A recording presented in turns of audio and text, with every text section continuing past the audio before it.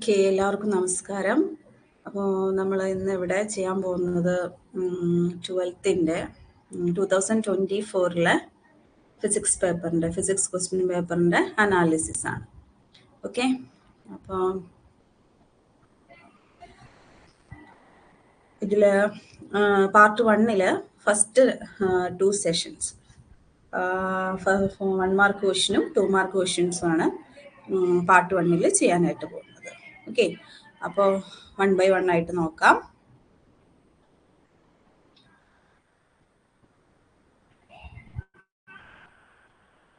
അപ്പോൾ first section എന്ന് പറയുന്നത് answer any 5 questions from 1 to 7 each carries 1 score. Okay, score 1 ആണ്. 7 questions ഉണ്ട്, അതിലേതെങ്കിലും 5 എണ്ണം നമ്മൾ അറ്റൻഡ് ചെയ്താൽ മതി. ഓക്കെ, അപ്പോൾ ഓരോന്നിൻ്റെ നമുക്ക് നോക്കാം, ആൻസർ എന്താണെന്ന് നോക്കാം. So question number 1, the SI unit of electric flux. Electric ഫ്ലക്സിന്റെ SI യൂണിറ്റ് ഓപ്ഷൻസ് തന്നിട്ടുണ്ട്. Option A newton coulomb raise to -1, option B newton metre coulomb, option C newton metre square coulomb raise to -1, and then option D newton metre square coulomb. Okay, അപ്പോൾ നമുക്കറിയാം electric flux എന്ന് പറയുമ്പോൾ ഇങ്ങനെയാണ്. Phi is equal to, നമ്മൾ phi എന്നാണ് എടുക്കുന്നത് അല്ലേ, ഫ്ലക്സിനെ റെപ്രസെന്റ് ചെയ്യാം. So electric flux phi is equal to E into A എന്നാണ് അല്ലേ, ഇലക്ട്രിക് ഫീൽഡ് ഇൻറ്റു ഏരിയ. അപ്പോൾ ഇലക്ട്രിക് ഫീൽഡിന്റെ യൂണിറ്റ് എന്താണ്? SI unit newton per coulomb into ഏരിയയുടെ മീറ്റർ സ്ക്വയർ. നോക്കുകയാണെന്നുണ്ടെങ്കിൽ എന്ത് വരും? Newton metre square coulomb inverse അല്ലെ. ഓപ്ഷൻ സി ആണ് correct answer. Okay, so phi is equal to E dot A എന്നുള്ള ഫോർമുലയിൽ നിന്ന് നമുക്ക് പിന്നെ എന്തെഴുതാൻ പറ്റും? ഫ്ലക്സിന്റെ യൂണിറ്റ് എഴുതാനായിട്ട് പറ്റും. Newton metre square coulomb raise to -1. Option C ആണ് കറക്റ്റ് ആൻസർ. ഇപ്പൊ ഇവിടെ ഇലക്ട്രിക് ഫീൽഡിന്റെ ഏരിയയുടെ ഒക്കെ അറിഞ്ഞാൽ മതി, ഫ്ലക്സിന്റെ നമുക്ക് അതിൽ എന്ത് ചെയ്യാൻ പറ്റും? ഡിറൈവ് ചെയ്തെടുക്കാനായിട്ട് പറ്റും. ഓക്കെ, സോ വളരെ എളുപ്പമുള്ളൊരു ക്വസ്റ്റ്യൻ ആയിരുന്നു. സോ നെക്സ്റ്റ് നമുക്ക് ക്വസ്റ്റ്യൻ നമ്പർ 2 പോവാം. Question number 2, the net electric field inside a conductor when placed in an external electric field is option A 0, option B half, option C 2 times, option D 4 times. Okay, എല്ലാവർക്കും അറിയാവുന്ന ഒരു question തന്നെയാണ്. Net electric field inside a conductor. Conductor external electric ഫീൽഡിൽ വെച്ച് കഴിഞ്ഞാൽ കണ്ടക്ടറിന്റെ ഉള്ളിൽ net electric field എന്താണ്? 0 ആണ്. Okay, so option A is the correct answer. Okay, electrostatic shielding ഒക്കെ നമ്മൾ പഠിച്ചിട്ടുള്ളതാണ്. The net electric field inside a conductor when placed in an external electric field. ഒരു കണ്ടക്ടറിനെ എക്സ്റ്റേണൽ ഇലക്ട്രിക് ഫീൽഡിൽ വെക്കുമ്പോൾ അതിന്റെ ഉള്ളിൽ ഇലക്ട്രിക് ഫീൽഡ് എന്തായിരിക്കും? 0 ആയിരിക്കും. Next question number 3, the SI unit of power of lens. Okay, അപ്പോൾ ലെൻസിന്റെ പവറിന്റെ SI യൂണിറ്റ് എന്ന് പറയുന്നത് ഡയോപ്റ്റർ ആണ്. ഡയോപ്റ്ററിനെ നമ്മൾ റെപ്രസെന്റ് ചെയ്യുന്നത് ക്യാപിറ്റൽ ലെറ്റർ D വെച്ചിട്ടാണ്. സോ ഓപ്ഷൻ ഡി ആണ് കറക്റ്റ് ആൻസർ, ഡയോപ്റ്ററിന്റെ D. Okay, next question number 4. അപ്പോൾ MCQs അവിടെ കഴിഞ്ഞു കേട്ടോ. ഇനി 4th ഒരു ട്രൂ ഫോൾസ് ക്വസ്റ്റ്യൻ ആണ്. The locus of points which have the same face is called a wavefront. The statement is true or false എന്നാണ് ചോദിച്ചിട്ടുള്ളത്. നമുക്കറിയാം തന്നിരിക്കുന്ന എന്താണ്? വേവ് ഫ്രണ്ടിന്റെ ഡെഫിനേഷൻ തന്നെയാണ് അല്ലെ. നമുക്കറിയാം എന്താണ് wave front? The locus of all points which oscillate in same phase അല്ലെ. അല്ലെങ്കിൽ വേവ് ഫ്രണ്ട് എന്ന് പറഞ്ഞാൽ it's a surface of constant phase. ഇങ്ങനെയൊക്കെയാണ് നമ്മൾ വേവ് ഫ്രണ്ടിനെ എന്ത് ചെയ്തിട്ടുള്ളത്? ഡിഫൈൻ ചെയ്തിട്ടുള്ളത്. തന്നിരിക്കുന്നത് വേവ് ഫ്രണ്ടിന്റെ പിന്നെ സ്റ്റേറ്റ്മെന്റ് അല്ലെങ്കിൽ ഡെഫിനേഷൻ ആയതുകൊണ്ട് തന്നിരിക്കുന്ന സ്റ്റേറ്റ്മെന്റ് എന്താണ്? ട്രൂ ആണ്. അപ്പോൾ ഇതിന്റെ ആൻസർ എന്ന് പറയുന്നത് ട്രൂ. ട്രൂ ആണോ ഫോൾസ് ആണോ എന്ന് മാത്രമേ പറയണ്ടൂ. 1 മാർക്ക് ക്വസ്റ്റ്യൻ ആണ്. ട്രൂ ഓർ ഫോൾസ് അത്രേ ചോദിച്ചിട്ടുള്ളൂ. Next question number 5, the expression for de Broglie wave length associated with a particle is. De Broglie wave ലെങ്ത്തിന്റെ എക്സ്പ്രഷൻ ആണ് ചോദിച്ചിട്ടുള്ളത് അല്ലെ. വളരെ സിമ്പിൾ ആയിട്ടുള്ള ഒരു ക്വസ്റ്റ്യൻ ആണ്. നമുക്കറിയാം lambda is equal to h/p. ഇതാണ് എന്ത്? ഡി ബ്രോഗ്ലി വേവ് ലെങ്ത് എന്ന് പറയുന്നത്. ഓക്കെ, ഇങ്ങനെ എഴുതാം. അല്ലെങ്കിൽ നമുക്കറിയാം പി ഇസ് ഈക്വൽ ടു എന്താണ്, എം വി ആണ് അല്ലെ. അല്ലെങ്കിൽ lambda is equal to H by M V എന്ന് എഴുതാം ആണല്ലോ. ഇനി കൈനറ്റിക് എനർജിയുടെ ടേംസിൽ എഴുതുകയാണെങ്കിൽ നമുക്കറിയാം എന്താണ് kinetic energy K is equal to kinetic energy K is equal to P square by 2m ആണ് അല്ലേ. അപ്പൊ ഇതിന്ന് എഴുതുമ്പോ P square is equal to എന്ത് വരും, 2mk വരും. അപ്പൊ P is equal to square root of 2mk വരുന്നത് കൊണ്ട് lambda is equal to h by root of 2mk. ഈ രീതിയിലൊക്കെ നമുക്ക് എന്തെഴുതാം, ഈ ഒരു ക്വസ്റ്റ്യന് ആൻസർ എഴുതാം. ഏത് എഴുതിയാലും മാർക്ക് കിട്ടും. Lambda is equal to H by p, അല്ലെങ്കിൽ lambda is equal to H by M v, അല്ലെങ്കിൽ lambda is equal to H by root of 2mk. അവിടെ കെ എന്ന് പറയുന്നത് എന്താണ്, കൈനറ്റിക് എനർജിയാണ്. ഓക്കെ, പിന്നെ lambda is equal to H by P, lambda de Broglie wave length ആണ്. പിന്നെ അതിൽ പി എന്താണ്, മൊമെന്റം. ഓക്കെ, അങ്ങനെയുള്ള കാര്യങ്ങളും കൂടി എഴുതുകയാണെന്നുണ്ടെങ്കിൽ കുറച്ചുകൂടെ നന്നായിരിക്കും. Okay. Next, question number 6. Which element in periodic table shows maximum binding energy per nucleon? Okay, ഏത് എലമെന്റ് ആണ് മാക്സിമം, പീരിയോഡിക് ടേബിൾ ഏത് എലമെന്റ് ആണ് maximum binding energy per nucleon കാണിക്കുന്നത്? അപ്പൊ അതിൽ binding energy versus binding energy per nucleon versus mass number അല്ലെ. ആ ഒരു എന്ത് ചെയ്തിട്ടുണ്ട്, ഒരു കർവ് നമ്മൾ പഠിച്ചിട്ടുണ്ട്. കർവിന്റെ ഷേപ്പ് എങ്ങനെയായിരുന്നു, എ എക്സ് ആക്സിസിലും ഇവിടെ binding energy per nucleon EBN എന്നാണ് റെപ്രസെന്റ് ചെയ്യുക. ഇത് ഈ ഒരു കർവ് പ്രകാരം അതിന്റെ ഷേപ്പ് എങ്ങനെയാണ് വരുന്നത്, ഇങ്ങനെയാണ് വരുന്നത് അല്ലെ, ഇങ്ങനെയാണ് വരുന്നത്. അപ്പൊ ഏതാണ്ട് ഇവിടെ ആയിട്ടാണ് അതിന്റെ ഏറ്റവും മാക്സിമം വരുന്നത്. അത് വന്നിട്ടുള്ളത് എപ്പോഴാണ്, എ ഇസ് ഈക്വൽ ടു 56 ആവുന്ന സമയത്താണ്.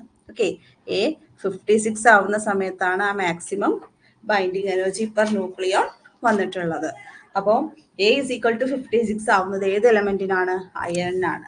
സോ ഇതിന്റെ ആൻസർ എന്താണ്, അയൺ, Fe 56.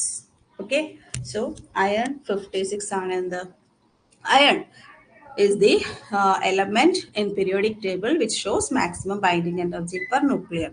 അത് A56 ആവുമ്പോഴാണ് binding energy per nucleon maximum ആവുന്നത്. ഓക്കെ, പിന്നെ ആ മാക്സിമം വാല്യൂ എത്രയായിരുന്നു, 8.75 MeV ആയിരുന്നു കേട്ടോ. 8.75 MeV ആണ് ഇവിടെ ആർക്ക് വന്നത്, അയണിന് വന്നത്. Okay, 8.75 MeV. Next, question number 7. What is an intrinsic semiconductor? വളരെ എളുപ്പമുള്ള ഒരു ക്വസ്റ്റ്യൻ. നമുക്ക് ഓൾറെഡി എക്സ്ട്രിൻസിക് എന്ന് പറഞ്ഞാൽ ഓൾറെഡി അറിയാം, ഡോപ്ഡ് സെമി കണ്ടക്ടർ ആണ്. അപ്പൊ അതൊന്നും ചെയ്യാത്ത വളരെ പ്യുവർ ആയിട്ടുള്ള സെമി കണ്ടക്ടർ ആണ് അത് ഇൻട്രിൻസിക് സെമി കണ്ടക്ടർ എന്ന് പറയുന്നത് അല്ലെ. നമുക്ക് വളരെ സിമ്പിൾ ആയിട്ട് എഴുതാം എന്ത്, a pure semiconductor is called intrinsic semiconductor. A pure semiconductor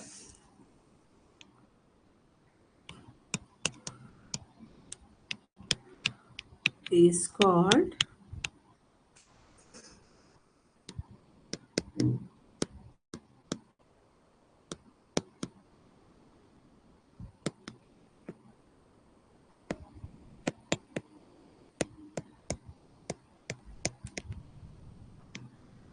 ഒരു 1 മാർക്ക് ക്വസ്റ്റ്യൻ ആയതുകൊണ്ട് ഒരൊറ്റ സ്റ്റേറ്റ്മെന്റ് മാത്രം മതി. വേണമെന്നുണ്ടെങ്കിൽ നമുക്ക് എന്ത് ചെയ്യാൻ പറ്റും, എക്സാമ്പിളും കൂടി എഴുതാം. സിലിക്കൺ, ജെർമേനിയം ഇതൊക്കെ എന്താണ്, ഇൻട്രിൻസിക് ആണ്.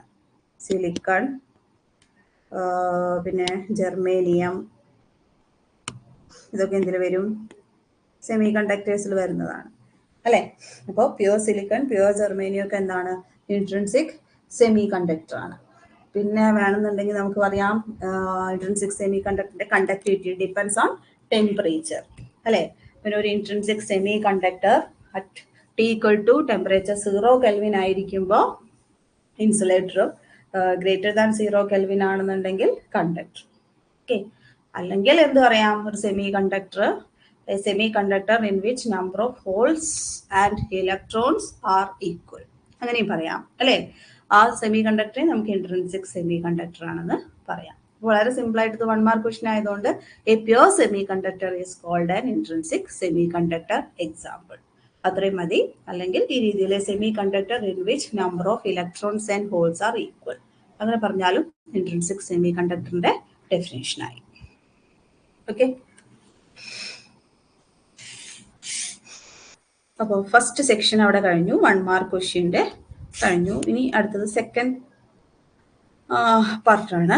അതിൽ answer any 5 questions from 8 to 14, 8 to 14 വരെയുള്ളതാണ്. അപ്പം അതിൽ 8 to 14 എന്ന് പറയുമ്പോൾ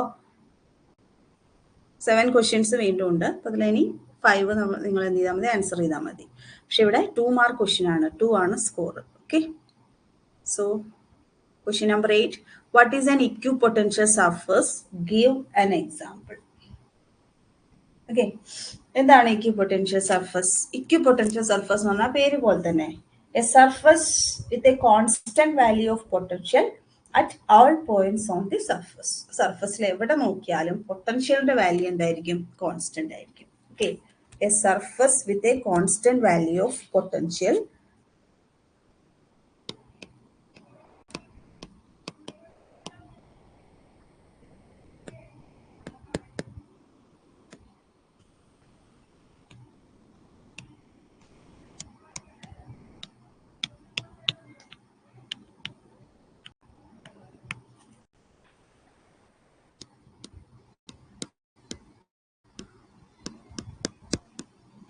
a surface with a constant value of potential at all points on the surface.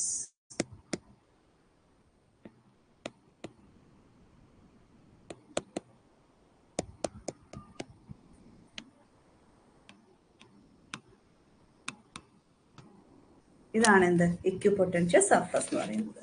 Okay, ഏത് പോയിന്റ് എടുത്താലും അവിടെ എല്ലാം പൊട്ടൻഷ്യൽ ഒരേ വാല്യൂ ആയിരിക്കും. ഇനി നമുക്ക് ഇതിനെ ഒരു എക്സാമ്പിൾ ചോദിച്ചിട്ടുണ്ട് അല്ലെ, ഗീവ് ആൻ എക്സാമ്പിൾ. അപ്പോൾ ഒരു സിംഗിൾ ചാർജിന്റെ ഒരു പോസിറ്റീവ് സിംഗിൾ ചാർജിന്റെ നമുക്ക് എന്ത് ചെയ്യാം, ഇക്വിപൊട്ടൻഷ്യൽ സർഫസ് വരയ്ക്കാം. അപ്പം സിംഗിൾ ചാർജിന്റെ ഇക്വിപൊട്ടൻഷ്യൽ സർഫസിന്റെ നേച്ചർ എന്തായിരുന്നു? സ്ഫെറിക്കൽ സർഫസ് ആണ് അല്ലെ. അപ്പൊ നമുക്ക് എക്സാമ്പിൾ ആയിട്ട് പ്ലസ് ക്യൂന്റെ ഇക്വിപൊട്ടൻഷ്യൽ സർഫസ് വരയ്ക്കാൻ പോവാണ്. സ്ഫെറിക്കൽ ആണ് അല്ലെ.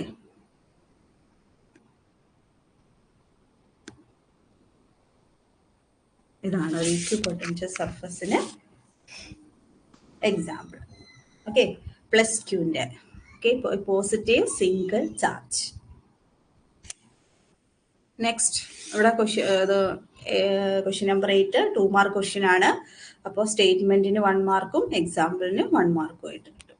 Okay, next question number 9, define drift velocity, give it's equation. Okay, drift velocity define ചെയ്യണം, എന്നിട്ട് അതിന്റെ ഇക്വേഷനും എഴുതണം.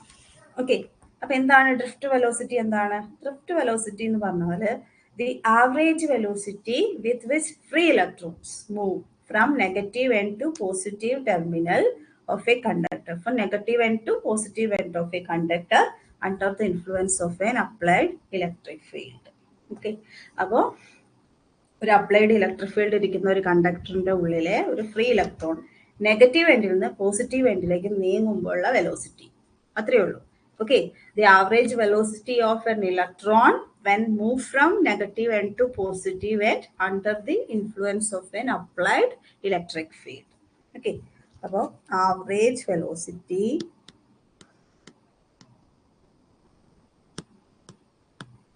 with which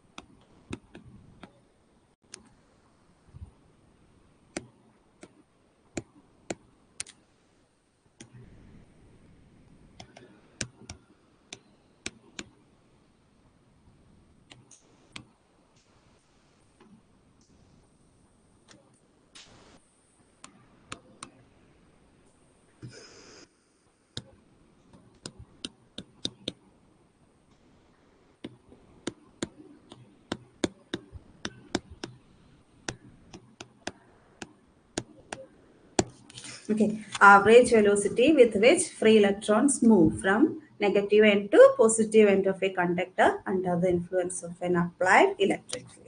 ഇനി എന്താണ് അതിന്റെ ഇക്വേഷൻ കൂടി എഴുതാൻ പറഞ്ഞിട്ടുണ്ട് അല്ലേ. അപ്പോൾ ഫസ്റ്റ് 1 മാർക്ക് ഈ ഡെഫിനേഷന് കിട്ടും. ഈ സെക്കൻഡ് നമ്മൾ അതിന്റെ ഇക്വേഷനും കൂടി എഴുതണം. So drift velocity V D is equal to minus E2 by M. Okay, അവിടെ വി ഡി എന്ന് പറഞ്ഞാൽ drift velocity, E charge of electron, E എന്താണ് ചാർജ് ഓഫ് ഇലക്ട്രോൺ, ഇ എന്ന് പറയുന്നത് ഇലക്ട്രിക് ഫീൽഡ്, ടോ എന്ന് പറയുന്നത് എന്താണ് relaxation time,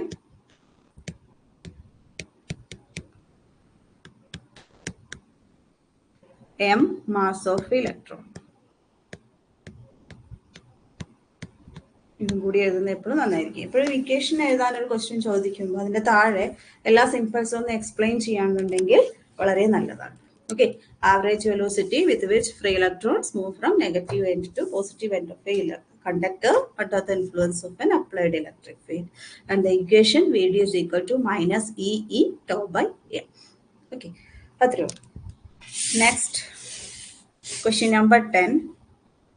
State Gauss's law in magnetism.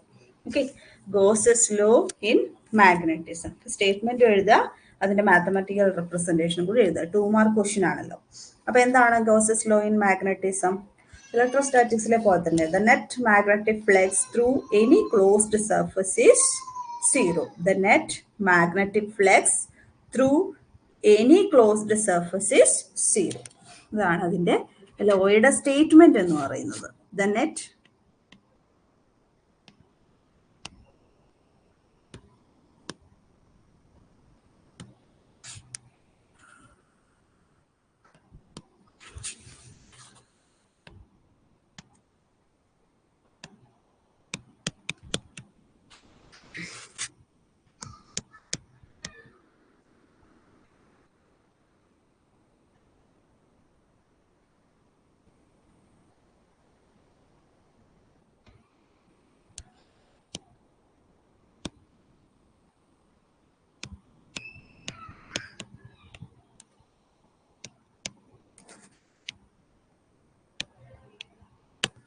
net magnetic flux through any closed surface is zero.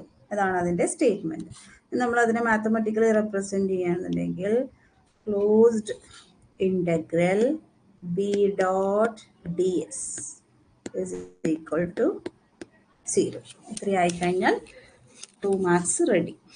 Okay, question number 10. Next, question number 11. What is magnetic flux and how is it measured? Okay, ഇത് magnetic ഫ്ലക്സിനുമായിട്ട് ബന്ധപ്പെട്ടുള്ള question ആണ്. എന്താണ് magnetic flux എന്ന് പറയുന്നത്?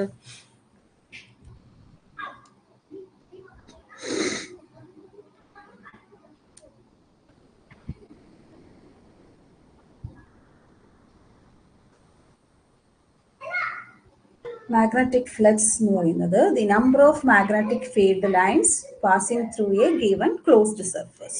അല്ലെ, ഒരു given closed surfaceലൂടെയുള്ള total number of magnetic lines, magnetic field lines, അതാണ് എന്ത് magnetic flux എന്ന് പറയുന്നത്.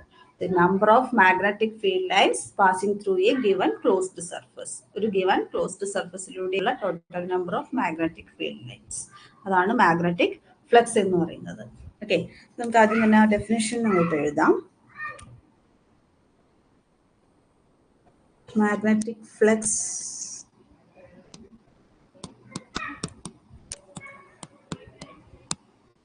is the number of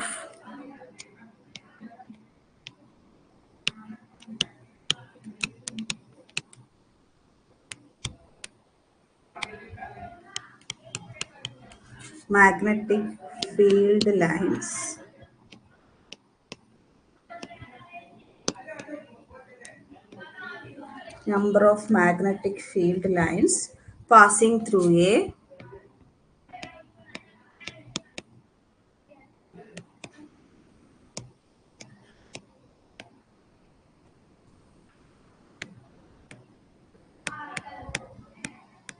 given closed surface.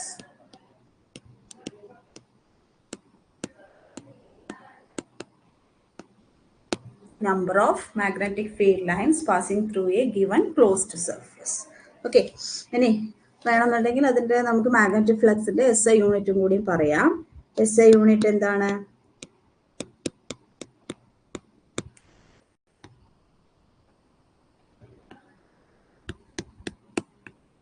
Magnetic ഫ്ലക്സിന്റെ SI unit weber.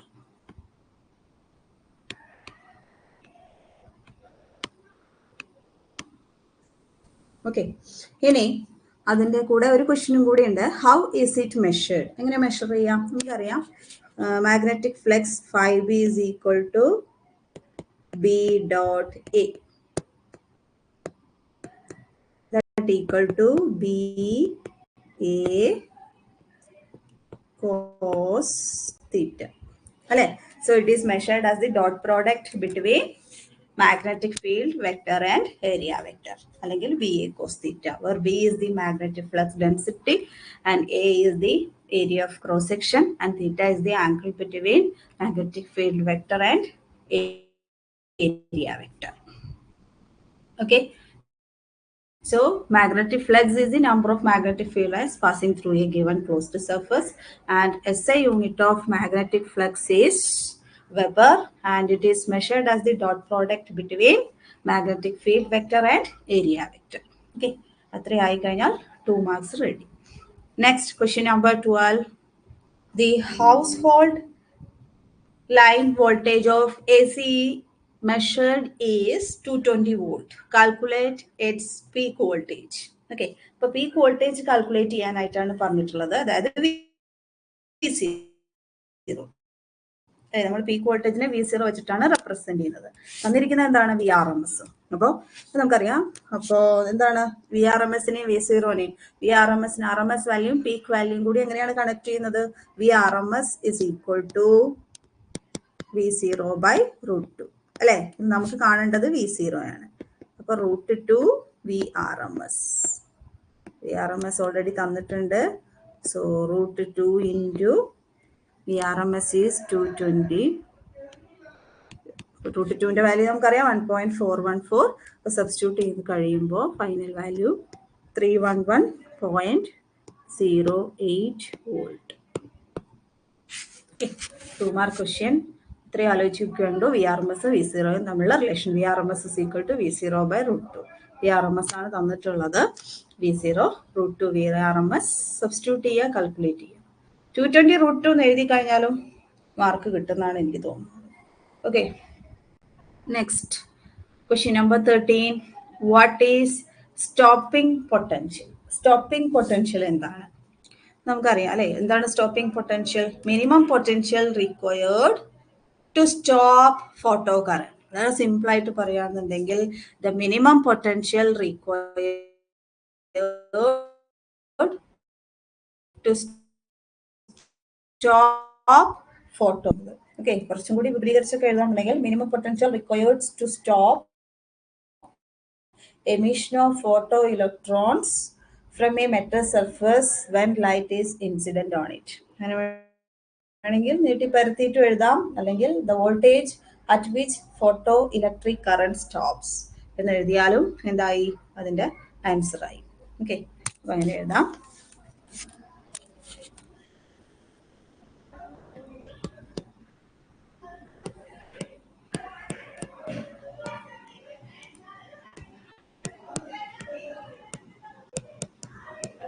The voltage at which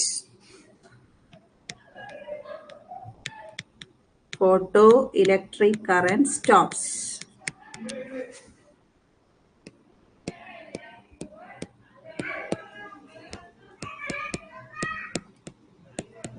is called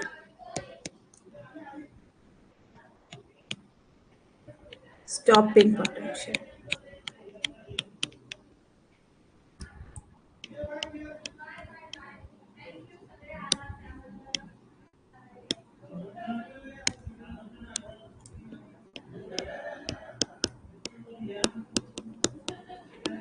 Okay, ഇത്ര എഴുതിയാലും മതി. അല്ലെങ്കിൽ minimum potential required to stop the emission of electrons from a metal surface when light is incident on it. അങ്ങനെ എഴുതിയാലും കിട്ടും, ഇങ്ങനെ എഴുതിയാലും ഓക്കെയാണ്. നമുക്ക് ഇത് എഴുതിയിട്ട് ഇതിന്റെ ഇക്വേഷൻ കൂടി ഒന്ന് എഴുതാം. എന്തായിരുന്നു സ്റ്റോപ്പിംഗ് പൊട്ടൻഷ്യലിന്? ഇൻസിഡന്റ് ലൈറ്റ് എനർജിയും അതേപോലെ തന്നെ വർക്ക് ഫംഗ്ഷനും എല്ലാം കൂടി കണക്ട് ചെയ്യുന്ന ഒരു equation V0 is equal to h nu minus phi0 അല്ലേ? അപ്പൊ ഇത്രയായി കഴിഞ്ഞാൽ ഈ രണ്ട് കാര്യങ്ങളും കൂടി എഴുതി കഴിഞ്ഞാൽ പിന്നെ 2 മാർക്സിൽ നമുക്ക് 1 മാർക്ക് പോലും പോയില്ല. Okay, voltage at which photoelectric current stops is called stopping potential. V0 is equal to h nu minus phi0. Phi0 എന്ന് പറയുന്നത് വർക്ക് ഫംഗ്ഷൻ, h nu എന്ന് പറയുന്നത് ഇൻസിഡന്റ് എനർജി ആണ്. പിന്നെ ഈ V0 ആണ് എന്ത്? സ്റ്റോപ്പിംഗ് പൊട്ടൻഷ്യൽ എന്ന് പറയുന്നത്. ഓക്കെ, 2 മാർക്ക് ക്വസ്റ്റ്യൻ ആയതുകൊണ്ടാണ് സ്റ്റേറ്റ്മെന്റ് എഴുതിയിട്ട് എന്ത് എഴുതിയത്? ഫോർമുലയും കൂടി എഴുതിയത്. ഇനിയിപ്പോൾ 1 മാർക്ക് എഴുതി പോകണ്ട. Okay, next 14th one. What is nuclear fission? Give one example. Okay. അപ്പോൾ എന്താണ് ന്യൂക്ലിയർ ഫിഷൻ എന്ന് പറയുമ്പോൾ? The process in which a large nucleus split in to 2 smaller nuclei with the release of energy. അല്ലെ, അതൊരു large nucleus split ആയിട്ട് 2 smaller nuclei ആയിട്ട് മാറുന്ന പ്രോസസ്സാണ് എന്ത്? ഫിഷൻ എന്ന് പറയുന്നത്. കൂടിച്ചേരുന്നതാണെങ്കിലാണ് ഫ്യൂഷൻ. ഓക്കെ, സോ ഒരു ലാർജ് ന്യൂക്ലിയസ് 2 സ്മോൾ ന്യൂക്ലിയസ് ആയിട്ട് മാറുന്ന പ്രോസസ്സാണ് എന്ത്? ഫിഷൻ എന്ന് പറയുന്നത്. അപ്പം അതിനൊരു സിമ്പിൾ ആയിട്ടുള്ള ഒരു എക്സാമ്പിൾ നമ്മുടെ ടെക്സ്റ്റ് ബുക്കിൽ പറഞ്ഞിട്ട് ഒന്ന് ആറ്റം ബോംബ്, അത് എഴുതിയാലും മതി. ഫിഷന്റെ സ്റ്റേറ്റ്മെന്റ് പറഞ്ഞിട്ട് പിന്നെ ആറ്റം ബോംബ് എഴുതിയാലും നിങ്ങൾക്ക് മാർക്ക് കിട്ടും. അതല്ലെങ്കിൽ വേറെ അതിൽ യുറേനിയത്തിന്റെ ഒക്കെ ഫിഷനൊക്കെ കാണിച്ചിട്ടുണ്ട്, അത് എഴുതിയാലും മാർക്ക് കിട്ടും. ഓക്കെ, അപ്പം ദ പ്രോസസ് ഇൻ വിച്ച്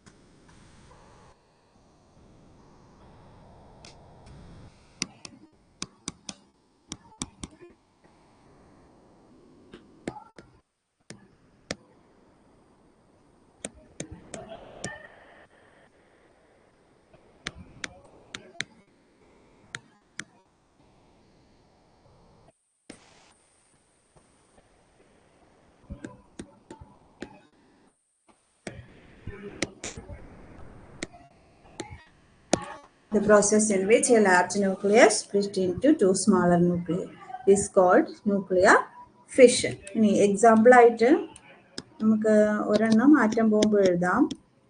ഒരു എക്സാമ്പിളേ ചോദിച്ചിട്ടുള്ളൂ, അത് എഴുതാം. അല്ലെങ്കിൽ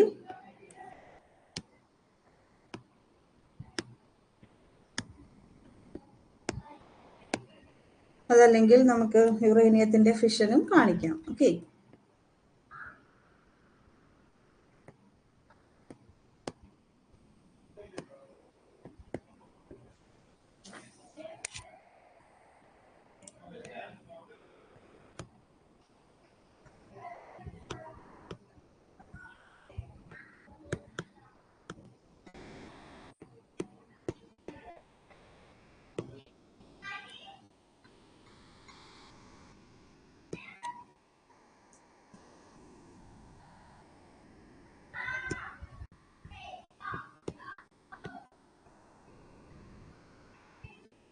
ഓക്കെ, അപ്പം ഇത് എഴുതാം. യുറേനിയത്തിന്റെ ഫിഷനും കാണിക്കാം. അവിടെ യുറേനിയം സെനോണും സ്ട്രോൺഷ്യൂ ആയിട്ട് എന്ത് ചെയ്യുന്നു?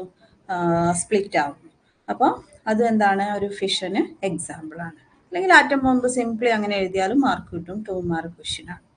ഓക്കെ, അപ്പോൾ ഇത് സെക്കൻഡ് സെക്ഷനിലെ 2 മാർക്ക് ക്വസ്റ്റ്യനിലെ ലാസ്റ്റ് ക്വസ്റ്റ്യൻ ആണ്. അപ്പോൾ ഇത്രയും ക്വസ്റ്റ്യൻസ് ആണ് ഫസ്റ്റ് സെക്ഷനിലും സെക്കൻഡ് സെക്ഷനിലും ഉള്ളത്. ഓക്കെ, അപ്പോൾ ഇതോടുകൂടി നമ്മുടെ പാർട്ട് 1 ഇവിടെ അവസാനിക്കുകയാണ്. ഇനി പാർട്ട് 2 നമുക്ക് അടുത്ത 2 സെക്ഷൻ ചെയ്യാം. Okay, thank you.